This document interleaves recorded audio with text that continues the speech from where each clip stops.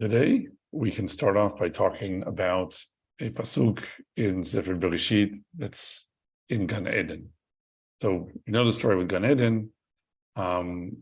There are a bunch of trees with fruits on them, and there's a forbidden fruit, and the whole drama of that story plays out around the eating of that fruit.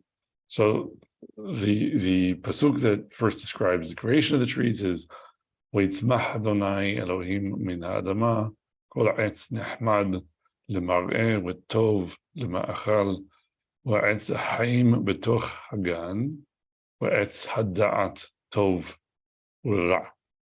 So, and out of the ground made Hashem every tree to grow that is pleasant to the sight and good for food, and the tree of life also in the midst of the garden, and the tree of knowledge of good and evil.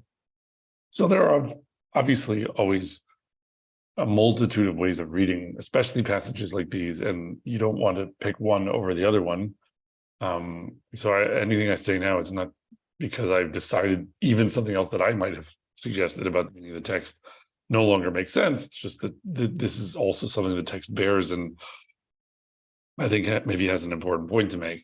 So what I'm interested in, as one often is what is the identity of Etz Da'at Tov V'Ra? What is this tree or kind of tree, and what is the nature of this prohibition that is going to be placed on it? But before getting into that, I think it's good to just react to the scene that was just set. Right, we have all these trees with delicious fruit. The fruit is described as nehmad le mar'eh. It's appealing, or let's say attractive to the eye, with tov lema'achal, and it's good to eat.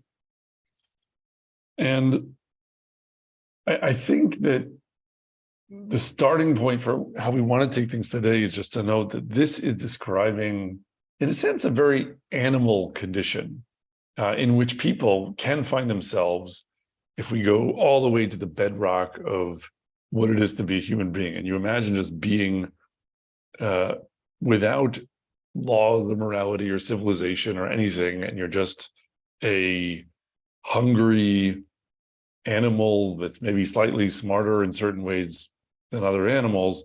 How do you relate to the scene that you're in? And I think the point is what it's emphasizing is that this is just about what you see and desire, and the question of, do you want it and can you get it, right? That if you're basically an animal, then you don't have the concept of this belongs to me, this doesn't belong to me. You're walking through the jungle, so to speak, and it's just a question of looking around you. What do you see that's desirable? And you can form thoughts and strategies and ideas about, oh, I'd like to have that, and then it's about how can I get it? And so it's about, on the one hand, your desire, and on the other hand, your ability to acquire something. And that's all that matters, right? An animal won't ask the question, should I eat that apple? It's just, do I want to, and can I? And if I can and I want to, then of course I will, and there's nothing holding me back. And clearly people, and especially people who are interested in living according to the Torah, have an additional layer to the calculation in general. Because if you see a piece of fruit, right, it's not just, do I desire it in some basic sense, like would I like to eat it? Do I like the look of it? And it's not also just, how do I get it? How do I acquire this? How do I, if I'm not currently where it is, like I see it, you can see things where you're not currently located. How do I get to it? How do I put it in my hand? How do I have the opportunity to eat it, to benefit from it in the way that I can imagine I might like to? In addition to that, it's also, well, does this belong to me? Is it my piece of fruit? Is it on the tree, in my property, or is it on the tree in my neighbor's property? Or is it somehow forbidden to me for some reason, right? Like, is it orla, for example? Is it growing on a tree that's not yet 3 years old? And so it's actually asur for me to pick it off the tree and eat it. And so what we I think, can readily appreciate just from knowing how the Torah works, even literally with respect to fruits, is that there's a whole bunch of other questions you now have to ask yourself if you're not relating to something as an animal, but you're relating to it as a human being who's trying to be a servant of HaKadosh Baruch Hu according to the laws that he has provided. And I think that that's a fairly obvious point to make about Gan Eden. You know, people get that from the story. It's not a hidden meaning. It's kind of what the story's about. But it's really painting in broad strokes and saying, what are the themes of this first close encounter with what it is to be a human being that we get, this first view of that from the Torah? And the themes are, first of all, food and land, right? Like food growing from the land and the desire for that food. And also, as we'll see, and as comes up, there is the aspect of human sexuality and reproduction, right? Because it ultimately ends with an account of the result of eating the fruit and everything and the expulsion from the garden, focusing the idea that it's going to lead to childbirth and all of that, when it eventually plays out after Adam and Chava eat the fruit. But even before that, there's mention of nudity. These are things right at the surface of the text. It doesn't require us to excavate it or anything. Gan Eden is about food and land, maybe property, you might say, as we're going to try to argue, and also sexuality and reproduction. And it's also, I think, a bit obvious why those things all are so closely connected here, because what the Torah is trying to show to us is that a whole lot, maybe fundamentally at some basic level all, but maybe a whole lot at least, of the fundamental aspects of what it is to become a moral being and to become a human being elevated to be made in the image of God and not just to be an animal, is that you take the basic components of what people desire and develop the means to do, and you have to combine that with the structure of how to ask questions about what may you do or what should you do. And the fruit becomes the most basic talisman, I would say, for that. Like we understand that sexuality is also there in the story, but in a sense, already the fruit is being used to explain something to us about how things that are more complex, and I would say sexuality is the one that is the focus of the story that has that property, that it's a somewhat more complex thing even than the fruit, but the fruit is being used as kind of a teaching tool for us to start to think about how this works. So how do we build this up just a little bit more? So it's a lengthy issue in some sense. You could make hours and hours out of this passage. It's a lovely passage. It's a deep one. We're not going to do everything with that right now. I just want to make maybe 2 or 3 quotations from the text and patch together a bit of a case based on that. And then there's a passage of Gemara that I think we can close with. So first thing I just want to point out, and again, I think many people have probably pointed this out beforehand, but it makes the point we want to make well, is that there is a direct connection actually drawn in the Torah itself between what's happening in Gan Eden and what eventually is going to be rules for people having to do with property and sexuality. And the way we get that is that when the woman is having this exchange with the Nachash, with the serpent, and the serpent is trying to beguile her, as we know the story goes, there's this moment where she looks at the tree and it says, "Watere ha'isha kitov ha'etz lema'achal u'chitawa hu la'einayim v'nehmad ha'etz lehaskil v'tikach mipiryo v'tochal v'titen gam la'isha ima v'yochal." So the woman saw that the tree was good for food and that it was pleasant to the eyes, and a tree to be desired to make one wise. And she took of its fruit and ate, and gave also to her husband with her, and he ate. So the main thing I just want to draw out there, and again, I think many people have made this point before, is the two words, nehmad and tawa. Why are nehmad and tawa interesting? So nehmad means pleasant or attractive or something. Tawa is also desirable, attractive. They seem to be sort of synonyms. But we know from later in the Torah that they appear in a very specific context, right? Which is in Aseret HaDibrot, in the Ten Commandments. We have the last one, from a certain perspective, maybe the most difficult one, or maybe the one that really, the rest of them are just kind of window dressing. I don't want to say window dressing for, but they're kind of a platform. But the last one, which is like the rest of human morality, other than some seemingly basic and foundational things, the one that it's always hard to do, whereas maybe many of the other ones are relatively easier to do, not lying constantly or murdering people, etc. But this last one is the lo tahmod or lo titaweh commandment, right? It's about don't covet that which belongs to your fellow, right? And then there's this whole list of things that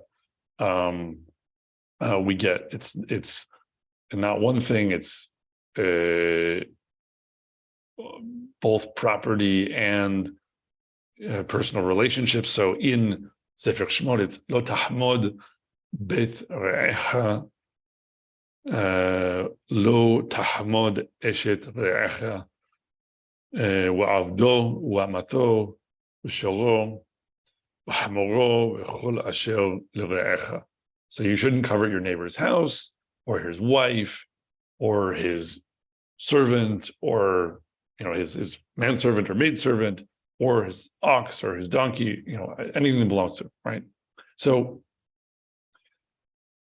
tahmod is the same shoresh as nehmad, and in the repetition of this part of Aseret HaDibrot that we get in Sefer Dvarim, it's not just lo tahmod, there's also a lo titaweh, right? So we get lo v'lo tahmod eshet re'echa v'lo titaweh bet re'echa sadehu ve'avdo v'amatho shoro v'hamoro v'chol asher le're'echa. So again, a list of things you should desire, mostly the same, but it's not just lo tahmod, it's also lo titaweh. So lo tahmod v'lo titaweh, that we're talking about the same pasuk that we were looking at in Gan Eden, right? We're talking about this moment where the woman's looking at the tree. And the text is telling us, I think, unambiguously that these things are connected. And this is really the whole point at a basic level that I want to make tonight, which is that what is fundamentally happening in Gan Eden with the idea that there is this kind of fruit that is being forbidden. Like, what is the point of that? What is HaKadosh Baruch Hu doing? Why does he make a kind of fruit that we're not allowed to eat? What is the purpose of that? It seems kind of puzzling at first, because sometimes the way you read the text, it sounds like there's this enormous orchard and everything is for you to eat. And then there's this one tree, this sort of magical special tree in the center that you can't approach. And it seems like the whole point is to tempt you. And really that's because we tend to read into this the kind of more pagan Mediterranean way of thinking about this, where there's like this magical protected orchard of the gods that we're not permitted to go into. And we focus on that aspect. But I would want to argue that's not really apparent in the text. And we read that into it, but before we get into that, the basic idea of like, why is HaKadosh Baruch Hu saying that there's some fruit? Why didn't he just make fruit that we can eat and not make fruit that we can't eat?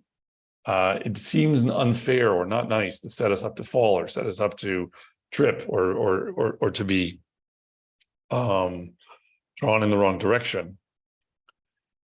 But I think that the fundamental point here is that the existence of such a tree introduces, among other things, the idea of kashrut with respect to food, right? That kashrut is really a fundamental thing insofar as the Torah is showing us that the first mitzvot that we hear about in the Torah have to do with food and what you should eat and what you may not eat. And the fact that that framework exists, I already kind of was saying this, it transforms the nature of how we relate to the world in general, right? Because if you're an animal, then like we said, it's basically just about nechmad and tawa. It's about, I'm going to desire things, I'm going to see things that I like, and I'm going to both imagine what it would be like to have it, and I'm also going to devise plans for how to get it. And if I succeed, then there's nothing stopping me from enjoying it in the way that I wanted to, because that's all there is in the world for an animal, is I see that, I want it, maybe I can get it. If I can, then I'll have it. But the moment that there's a tree that you're commanded not to take from, the first question is not, do I want this? And with the second question being, can I get it? The first question has to be, is it permitted to me, right? And so before anything else, before you're asking yourself anything else about what you're beholding, about whether you like it, whether you want it, whether you can get it, all of those things that come in the idea of tachmod and titaweh, the things that are going to be prohibited, right? In the context of Aseret HaDibrot, for these things that don't belong to you, you first have to ask yourself, is this permitted to me? And if it isn't permitted to you, then that's a stop sign, right? You don't proceed in the rest of the thought process, and that is something that people can learn over time, as part of the discipline of how they think and how they make plans about the world. That you can choose actually to spend more or less of your time and attention and mental energy thinking about acquiring things that don't belong to you or that are not permitted to you. So no one can stop themselves from having a momentary inclination towards something, right? But we do make choices about, what am I going to spend the next 5 minutes thinking about? Am I going to think about that piece of fruit that's not on my tree? It's on my neighbor's tree that doesn't belong to me, and it's not really for me in any way yet, and be like, can I maybe, persuade him to sell it, or could I sneak into the garden and steal it, or whatever, right? So lo tachmod and lo titaweh, in the context of Aseret HaDibrot, they become a prohibition on doing exactly those kinds of things. It's explicitly been argued by some mefarshim that tachmod is about devising plans to acquire something, and titaweh is about, let's say, fantasizing about having it. And both of those are things that no one can prevent him or herself from doing entirely or for an instant or what have you, because our thoughts always start off as these kind of things that have motion of their own before we exert control over them. But you can say, okay, I'm going to make a plan to do something, and it's going to take me 15 minutes to figure out my master plan for how to get my neighbor to sell me his field, or how to cause my neighbors to get divorced so that I can marry my neighbor's wife, or whatever else that people could actually devise diabolical plans to do. And the point is that there is an isur of thinking about how nice it would be to have the thing that isn't yours, whether it's a piece of property like a donkey that belongs to someone, or whether it's someone who would be a forbidden relationship for you in the current situation, and you're trying to think your way through to like, well, but if somehow it weren't forbidden, wouldn't it be nice to have it, to have that relationship? Or how can I cause a new circumstance to arise where it would become permitted to me? Those kinds of things you're not supposed to think about and obsess over what it would be, how nice it would be to have it, and you're not supposed to devise a plan to bring that about if it's not currently permitted to you.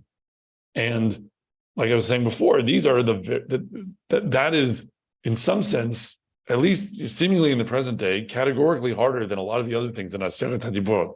We don't minute by minute face choices about whether or not to murder people, hopefully, or whether or not to steal people or kidnap people or bear false witness or bow to idols, or yes, maybe idolatry is like the other thing that is always hiding there to jump up and bite us, but The lo tachmod and lo titaweh is like the rest of the struggle of moral life that never ends, because everywhere around you, you're constantly seeing other people and other people's property, and almost all of it actually is not permitted to you. And the life of Torah is partly about developing in oneself the discipline to exert some, not total, because no one can, but exert increasing control over how one thinks about the world, in a way so that you drive your devisings in the direction of positive mitzvot and avoiding negative mitzvot. So like,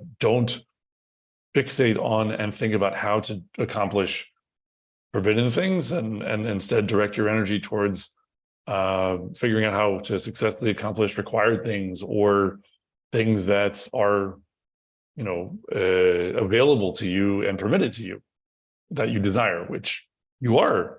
That's again part of the story as well, that there are things that are permitted. There are the fruits that are on the tree that are permitted, and actually, it's not just the case that they're permitted. It's in Gan Eden, before forbidding Ha'adam to eat from Etz Da'at Tov V'Ra, HaKadosh Baruch Hu actually commands him to eat from the nice trees, the ones that are not forbidden. So Veitzav Adonai Elohim al Ha'adam le'emor mikol Etz Hagan achol tochel. And the Lord commanded Adam, the man, saying, of every tree of the garden you may freely eat. And you might say that really this commandment is a two-component piece, because then it goes on to the next pasuk, U'ma'etz hada'ath tov ve'ra lo tochal mimenu ki b'yom achalcha mimenu mot tamut. So this other tree, the tree of whatever it is, da'at tov ve'ra, knowledge of good and bad, don't eat from that. And so maybe that was the tzav, that maybe that was the commandment, but there's still a component at the beginning. Certainly you should eat from these other trees. So it's not wrong to seek the fulfillment of your desires if that fulfillment is permitted.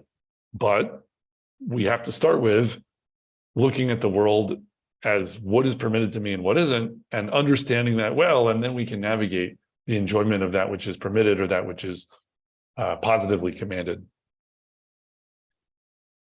So now I just want to arrive at the question of what is Etz Da'at Tov V'Ra? What is it? What is this tree that's being forbidden?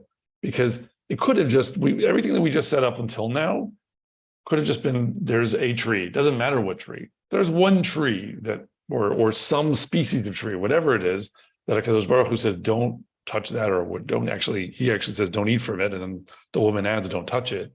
But the point is, nothing in what I said explains why it's called Etz Da'at Tov V'Ra, and why there's also this reference to Etz Hayim, and there's these multiple mentions of Asher Betoch Hagan, like what in the midst of the garden, and that is a puzzling thing. And without going over all of the betochs, it is the case that when the woman is talking to the Nachash, for example, she says, ומפרי העץ אשר בתוך הגן אמר אלוהים לא תאכלו ממנו ולא תיגעו בו פן תמותון. So she adds, don't touch it, but she says אשר בתוך הגן, in the midst of the garden. So now that we have argued what the purpose of the tree is, I think it maybe is easier to make an argument for what the meaning of the name is. Because what I'm trying to say is, I don't think that the significant point here is that there's just one tree and that it has this kind of, the magical pagan secret garden of the gods kind of story that we get, let's say from the Greeks or things like that. Because I think the point is more that in reality, whether with food itself or with property, or with sexuality, property and sexuality are the things that are directly referenced in, the 10th commandment in Lo Tachmod V'Lo Titaweh, and also as Messiah should be said, this Lo Tov Yot Adam Levado, it's not good for man to be alone, comes immediately after we establish the scene with the trees. and really, you can't really disentangle anything in the story from the parallel dynamic of nudity and the temptation of sexuality, and the question of what is permitted and what is forbidden is obviously laid over that in a very significant way, because as with food and kashrut, it is also the case with sexuality that there is commanded or permitted sexuality, and then there's a whole lot of not permitted sexuality, and so they're very parallel in the sense that they are about desires people have that need to be guided and channeled. So everything that we're saying is going to be about food and property and sexuality equally. But the point is that it's not about I think just one tree that you can't eat from, or at least that's not the only way of reading it. There are other reasons why that can be a useful frame to put on things. But if you think in terms of property or sexuality, and food really goes into property and fits under that category at some level, most of the things that we encounter in the world, actually, if we're talking in percentages, are not permitted, right? Because most things in the world are a kind of forbidden relationship of one kind or another, or someone else's property, right? So it is actually the case that the reality is inverted, that although it sounds kind of like you might read things, oh, there's one tree that you can't have and you can have everything else in the garden, and that's maybe the first increment away from an animal state where you can just take whatever you want and there's no constraint. The reality of the human condition is that if you're going to live according to the Torah, then it's the exception and not the rule that something is permitted to you, in the sense that most things don't belong to you, most people are not married to you, and so that's the way it is. So I think if we kind of notice that and then expand our view of what the tree could be a little bit, what if it's not one tree, but it's more like a type of tree, or let's say a tree population that has a particular meaning? And the reason I think that that's interesting is because this word betoch that keeps appearing in connection with it, if you go to the first use of the word betoch, which is usually translated as in the midst of, what's interesting is that it comes right at the beginning of Maseh Bereshit in the 7 days of creation. Vayomer Elohim yehi rakia betoch hamayim, vayhi mavdil bein mayim lamayim. So HaKadosh Baruch Hu says, let there be a rakia, like a firmament, in the midst of the waters, and let it divide the waters from the waters. So from the perspective of this pasuk, betoch is about being a boundary. It's about being in the midst, but really being like the midline of something, that you are dividing between, in this case, the water that's up in the sky and the water that's down below. And that actually bears out in other places. So for example, the same root, when we have the Brit Ben Abetarim, when Avraham is slicing all these animals into halves, there's this word tawech, which is the same word as toch, basically, where there's this description of batawech, that these animals that are being split in half are being placed batawech.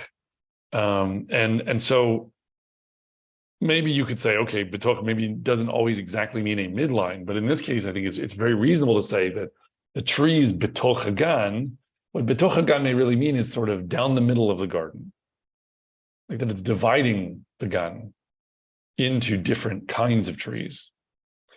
And implicitly, what that may mean really is that there's a gray area at the boundary that we really have to, make the focus of the story. Because we've also been told there's this kind of tree called Etz HaChaim. Like, is it one tree, or is it, again, a species of tree? And no one says there's Etz HaMavet, but we're told about Etz Da'at Tov V'Ra, maybe this is kind of like an etz mavet because you're going to die if you eat it, but then they eat it and they don't die. So then that seems like that wasn't true. And that becomes confusing or puzzling. But if you really say, if you really look at what HaKadosh Baruch Hu says, this is what I want. This is what I want to argue from that. Biyom achalchem mimenu is the phrase, right? That ki yod. Sorry, I was about to quote the Nachash, but I want to read the original one from HaKadosh Baruch Hu. U'me'etz hada'at tov ve'ra lo tochal mimenu ki biyom achalcha mimenu mot tamut. So this is for the day that you eat of it, you will surely die, is how we often translate this. But I would argue you could as easily translate it, on a day you are eating from it, you will surely die. Meaning, like, at some point, if you're eating from it, you'll die. And that doesn't necessarily mean bolt of lightning the instant you eat from it. It could also mean if you make it your practice to be eating from this fruit, then one day, while you're eating from it, you're going to die. And that's an interesting thing, especially in connection with the idea of the Nachash. Because what's a Nachash? Not just when we think about, zoology, but also specifically in the idea of the Torah, in the idea of Razal, the Nachash is the danger that you don't see that jumps up and bites you and kills you when you least expect it, right? And it's there at the tree, which is underlining this idea that there's something kind of, you're going into a danger zone where things could actually catch you by surprise and be deadly, but maybe you're sometimes you're okay. You can walk through a field full of snakes and be fine and not even know they're there, in fact. And this is even just in the pasuk at the end of the story when HaKadosh Baruch Hu was talking to the snake, he says, "Uyishuv charosh ve'atat shufeno akev," like he will strike at your head and you'll strike at his heel. So the idea of the snake striking at your heel is there already. So the thing, just to pull these things all together now, what I want to argue is this, basically. The idea that Bar-Hayim is, you eat that tree, it's mutar, it's permitted to you, you're not going to die, because fundamentally what the Torah is trying to do here is draw a connection between sin and death, right? That HaKadosh Baruch Hu will punish you for your transgressions. And the transgression here in fruit world, in this language that's all about which fruits are permitted and forbidden, there are fruits that you can just eat because they are mutar, and there's no problem. They're permitted to you. This isn't complicated. If you stay in that part of the gan and just eat those fruits, you can live forever because you won't be capable of doing anything wrong. There will be nothing that you can do that is forbidden to you.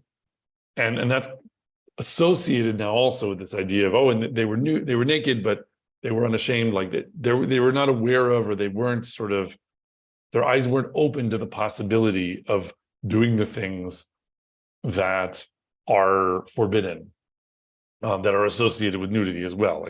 And that's why this whole thing marches in lockstep, and the development of sexuality parallels what's going on with the food. So we have it's Chaim place, that part of the gan, and then betoch hagan, in the midst of the gan, we have its da'at tovera, which is about, I know what's good and what's bad, right?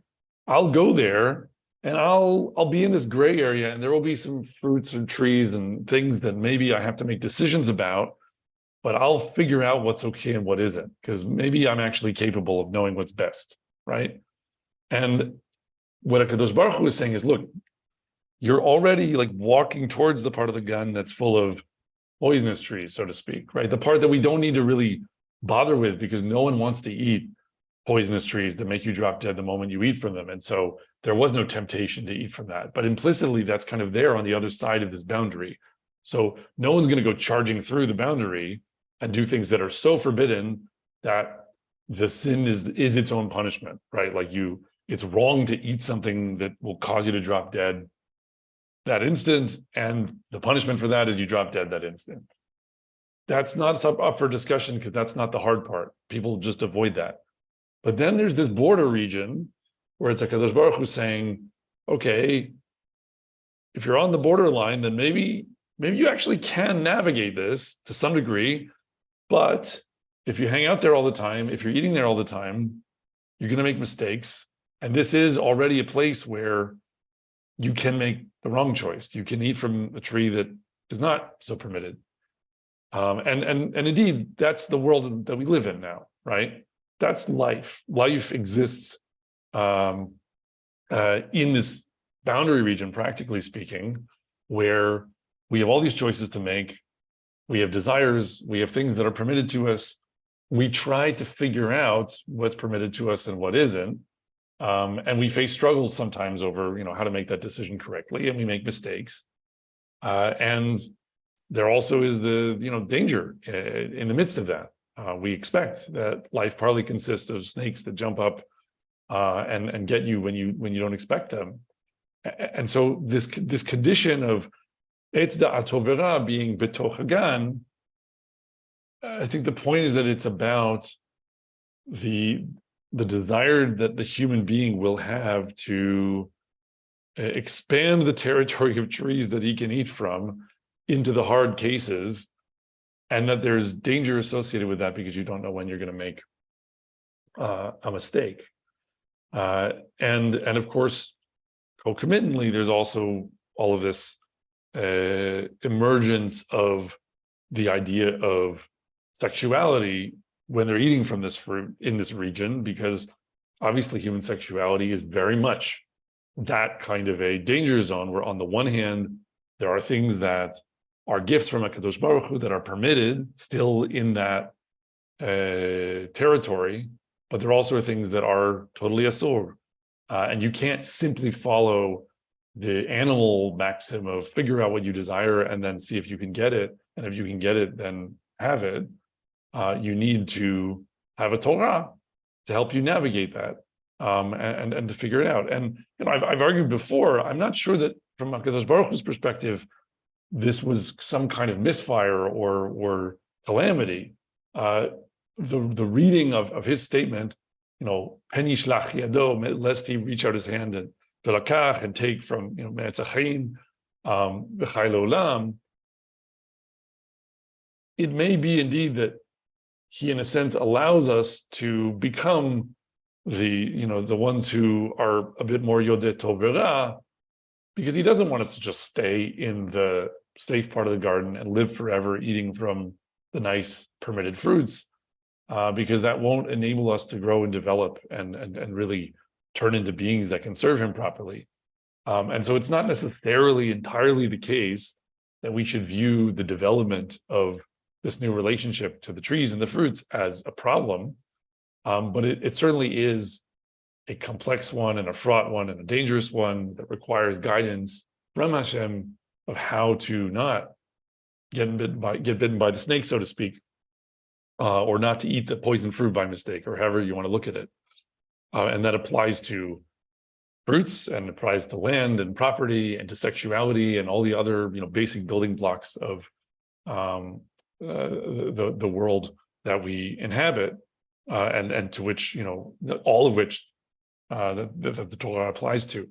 And so just in closing, I want to read from a Gemara it's Sanhedrin, Masechet Sanhedrin, Amud Ayin Hey, Daf Ayin Hey Amud Aleph. So Sanhedrin 75a.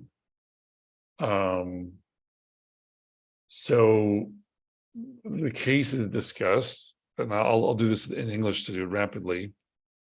The case is discussed, a certain incident involving a man who set his eyes upon a certain woman, and passion rose in his heart to the point that he became deathly ill.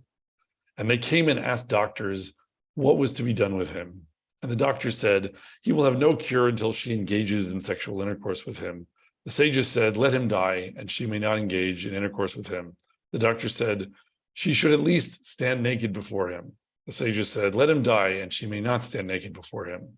The doctor suggested, the woman should at least converse with him behind a fence in a secluded area, so that he should derive a small amount of pleasure from the encounter. The sages insisted, let him die, and she may not converse with him behind a fence.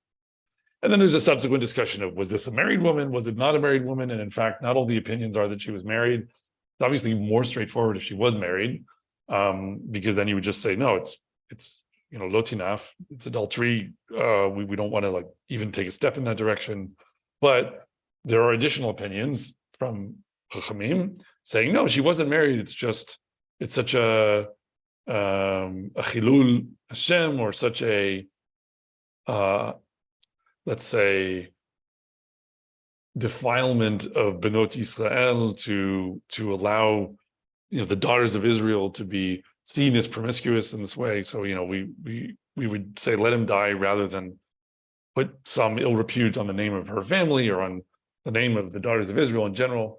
And just it closes with, but if the woman was unmarried, then let the man marry her. And the Gemara answers, his mind would not have been eased by marriage, in accordance with a statement by Rabbi Yitzchak. As Rabbi Yitzchak says, since the temple was destroyed, sexual pleasure was taken away from those who engaged in permitted intercourse and given to transgressors, as it is stated. And then there's this pasuk from Mishle, Maim gnuvim yimteku, walechem starim yina'am. So stolen waters are sweet, and bread eaten in secret is pleasant. Therefore, the man could have been cured only by engaging in illicit interaction. And that's how the Gemara concludes. So, in one sense, I think the main point with respect to what we've been saying about Gan Eden, which I think in a thematic sense is obviously connected to this Gemara, which concludes by talking about, eating food, and the whole thing is about sexuality, and it's about what's permitted and what's forbidden. Our sages are very concerned with, and the Torah is very concerned with, and HaKadosh Baruch Hu is very concerned with the right order of thought process. Meaning, first of all, you don't start by saying, do I want this? And then, given that I want it, how do I navigate this desire towards a conclusion that will fulfill it? And then as some kind of third order thing, I should do that in the right way. I should do it in like an ethical way or whatever it is. The first question is it permitted, right? The first question is, according to what HaKadosh Baruch Hu has taught us, what Moshe Rabbeinu has taught us, what our sages have taught us about how to inhabit the world, is this something that is allowed? Or is it not? And obviously, sometimes that question can be made complex, and it's not always black and white. But we should ask ourselves that question first. And if the answer is yes, and it's an easy kind of yes, then you can proceed to, okay, so do I want an apple right now or not? And if the answer is no, then trying to nonetheless make a big issue out of but what are we going to do about this desire? Is on the one hand, the Gemara takes up the subject here, but on the other hand, it's really being quite adamant towards this fellow, right?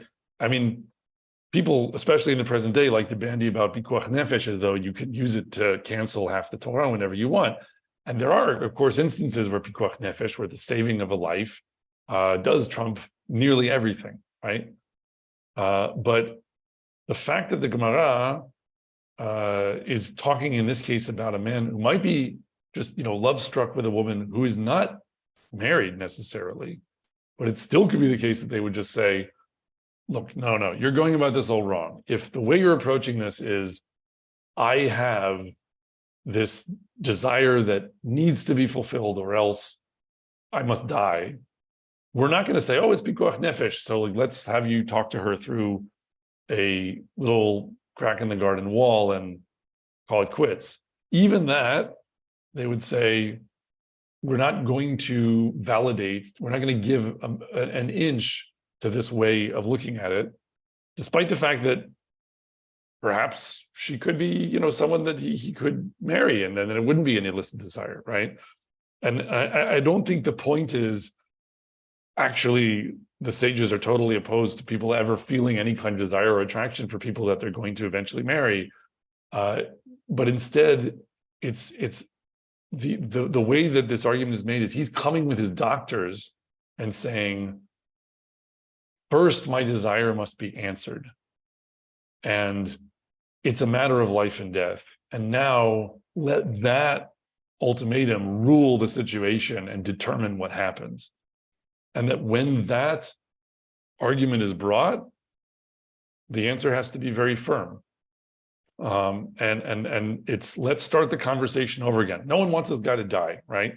But let's start the conversation over again. Let's not start with the fixity of this person's desire. Let's not start with the supremacy of the individual desire, the medical science of that desire. Let's start with what is permitted and what is not.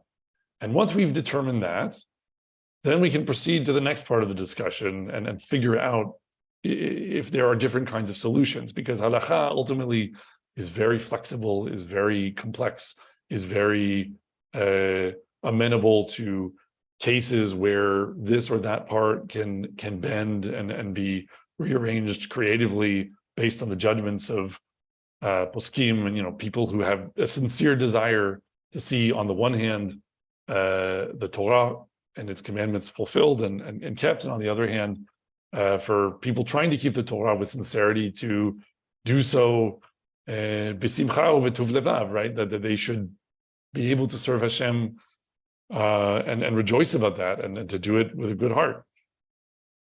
So if we make that the goal, then there's all sorts of things people might be able to come up with that aren't initially imagined as options.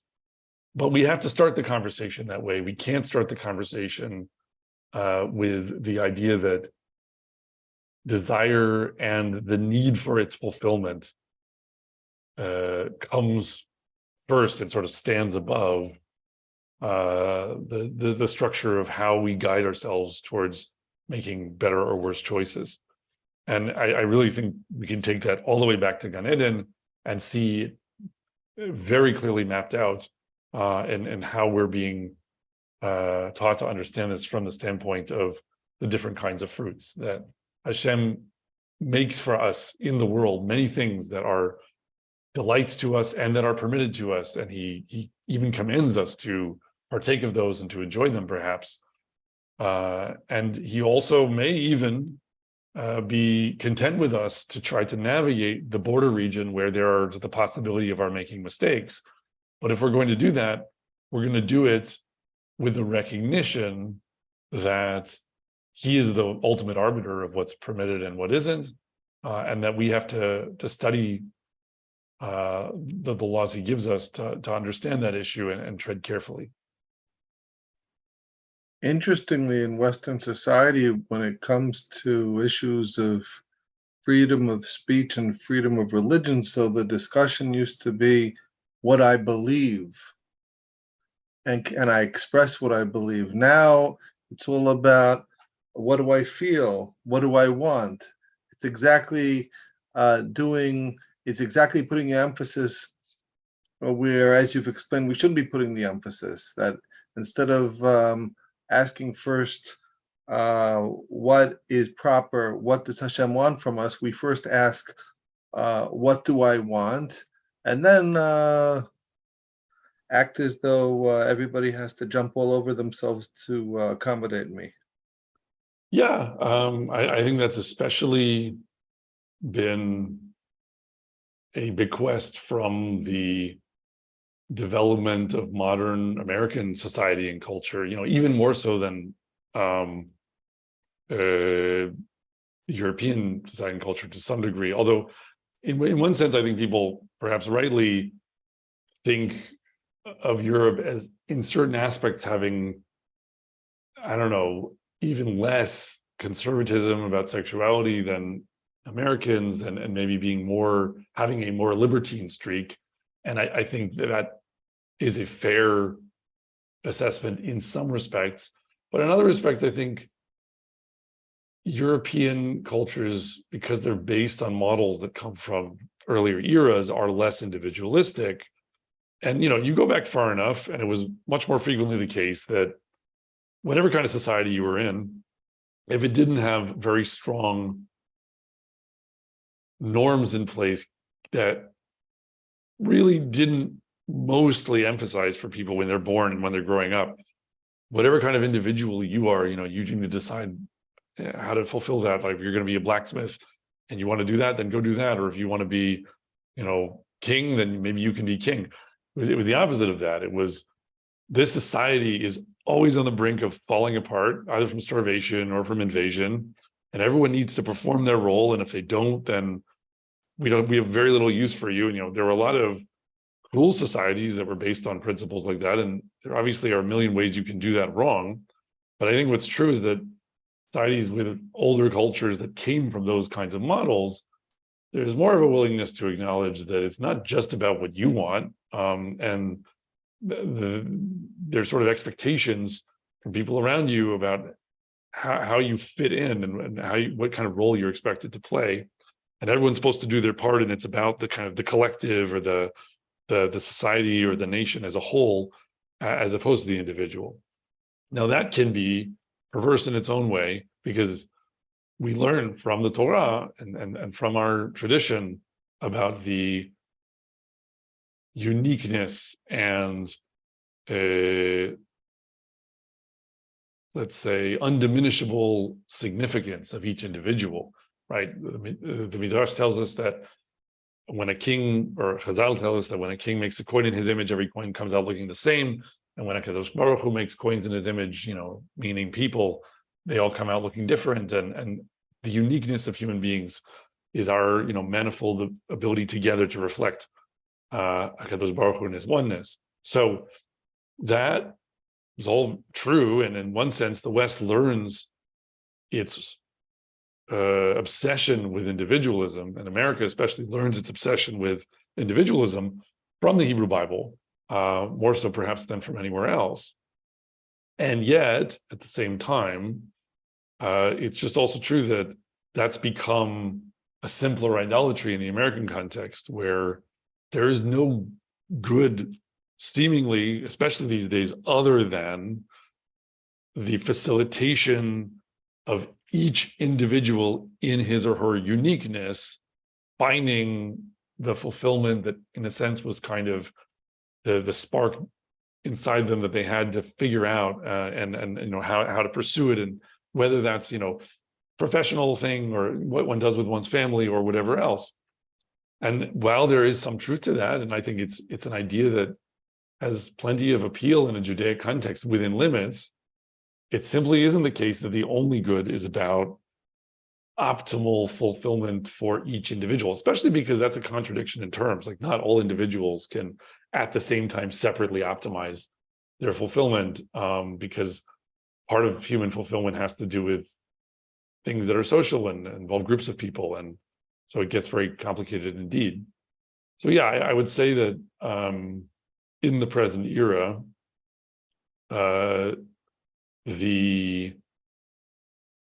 for a variety of reasons, I mean, the story in the Gemara, especially because it's really about like romantic infatuation, so there's this extra layer of Hollywood and all of that. I think part of the reason that Hollywood has laid it on so thick with just over and over again heroizing or revering or idealizing the idea of one person feeling love for another person that triumphs over everything, and that nothing else matters, nothing else can matter as much as that. Part of the reason I think Hollywood did that is because Hollywood was in America during a period where the last shreds of, I don't know, communitarianism or collectivism were sort of sloughing off, and modern America was becoming a society that's all about individual choice and fulfillment. And that story is very much one about like two individuals who each find perfect fulfillment in each other. And it just appeals very much to that overly simple American ideal. Regarding Eitz Hadat, you were talking about how uh, there's a need living in this world to deal with the borderline areas and get into grapple with challenges which sometimes carry with them risks of going in a wrong direction. I was thinking that perhaps one area where we see this is the whole area of dot, of something related to dot, reason, where reason on the one hand can be used as, let's say, Machon Shilo and Bar-Hayim use it to better understand what Hashem wants of us in a rational type of way, so that we can really get a better grip on Torah. And then it could be used to run off in directions which take us farther away from Hashem. I was thinking maybe that's an interesting connection to what you were saying.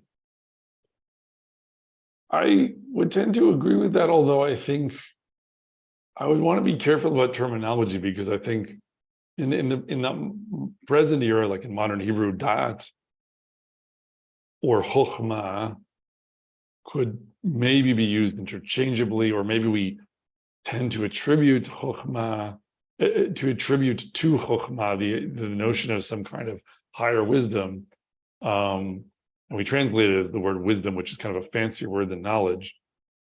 But in the Torah itself, the word da'at, I think we do need to be careful what it means. Like the actual examples we have of how it's used in Gan Eden, for example, it's about carnal knowledge, right? It's about experience through sexual encounter.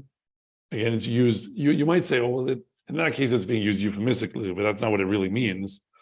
But while it's true that the root for da'at appears in the Torah in contexts that are less obviously about what you would call carnal knowledge, I do think that maybe it's fair to try to claim that da'at in the Torah always connotes some notion of experience or something more kind of tangible or lived, and that's different than chokhmah, which is practical wisdom of a more kind of scientific or technological kind in the Torah. Like it's the chokhmah of how to make poured metal bowls, or how to weave things, or it's the chokhmah of how to manage someone's household so that their, finances are properly attended, as in the way that Yosef was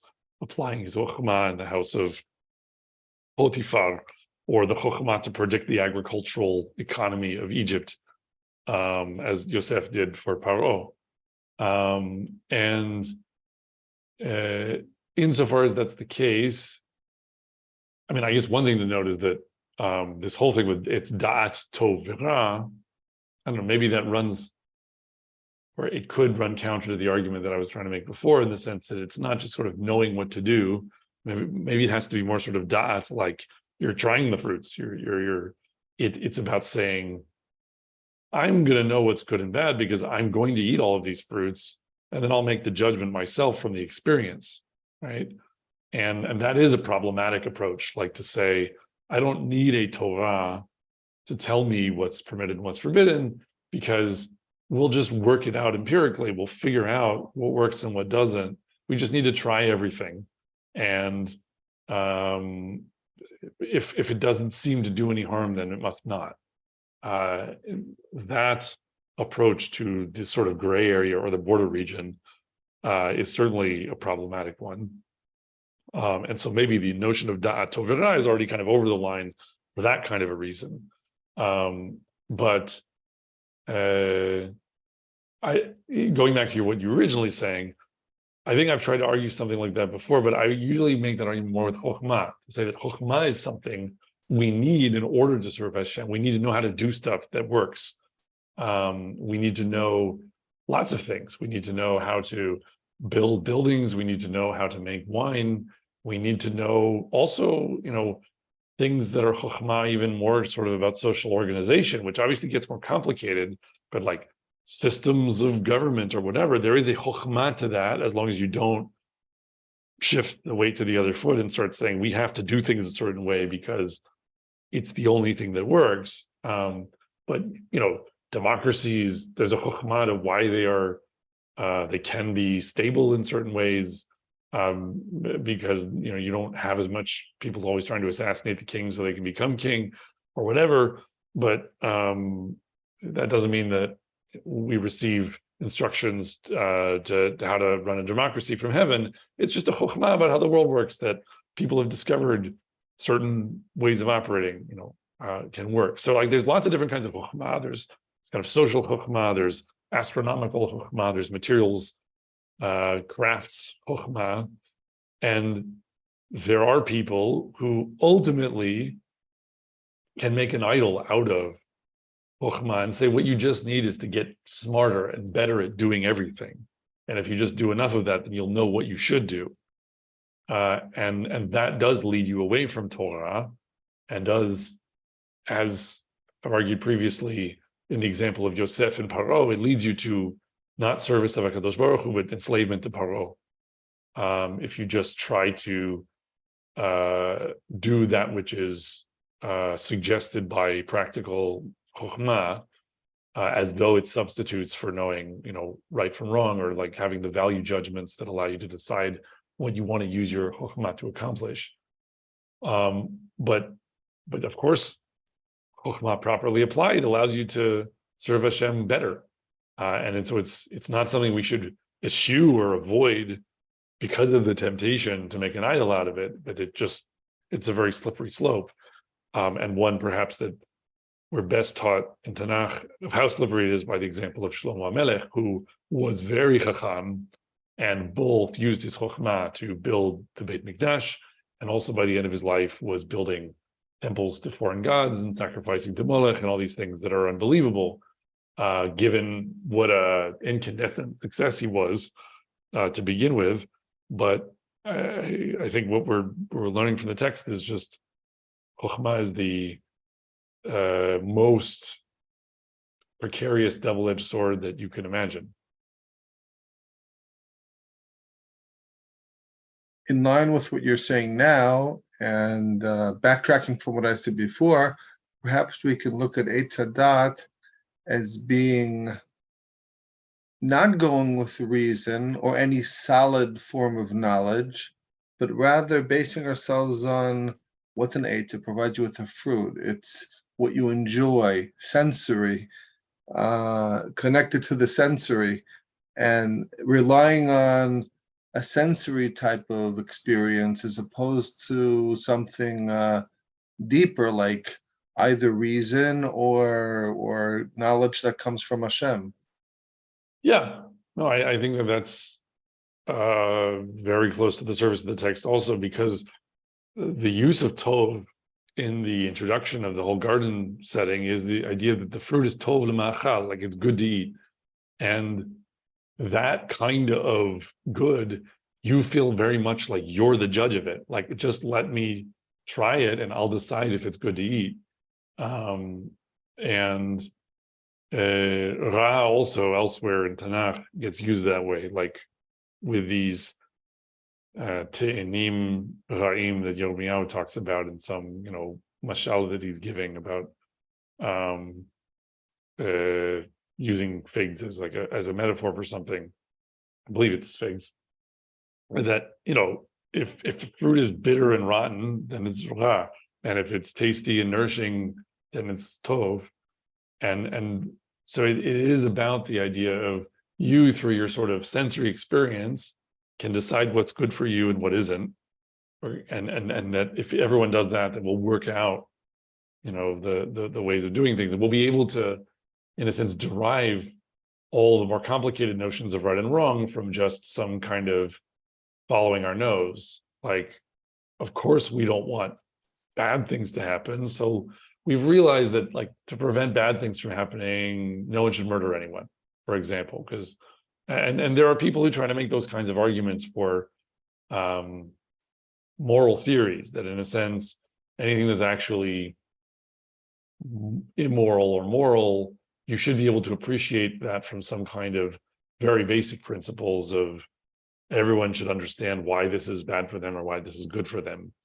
And clearly the Torah does not present itself that way. The Torah says, look, there are things that HaKadosh Baruch Hu understands about the way the world works because he made the world and he sees from the beginning of time to the end, that you're not going to be able to understand by seeing how it feels, or if anything ra or anything bad seems to be happening right now in the instant that something happens or something gets done.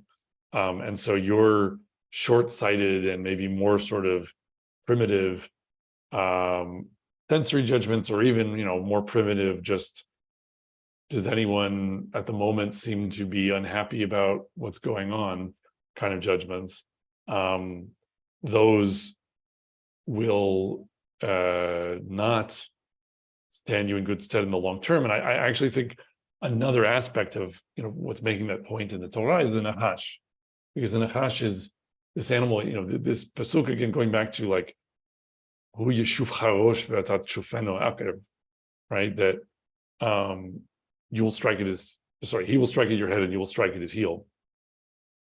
That we don't like the snake biting us, so we strike at the snake's head because that's where the fangs are. And so we see the end of some development of events coming at us, and we say, all right, I want to stop that bad thing that I don't like.